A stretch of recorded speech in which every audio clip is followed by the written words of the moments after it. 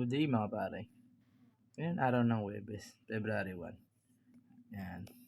Share ko lang yung nilagay kong baon. Yan. At meron ka nito Yan, baby oil. Yan. Panghilot sa mga lamig. Lamig sa mga katawan. Yan. Pang-haplos. Yan. At meron lagi yung ready. Kaya meron pa ako isa pa. Yan. Ito katingin ko. Very effective talaga to sa mga sakit-sakit sa katawan natin. Yan. Dapat lagi tayong ready. Lalo na ngayon taglamig. Marami na sumasakit sa atin. Hindi lang katawan sumasakit sa atin, pati bulsa. Ubus na yung pera natin. At panghuli, at dapat meron tayong talompas. Yan. Yan ang lagi kong baon. Okay. Maraming salamat sa suporta.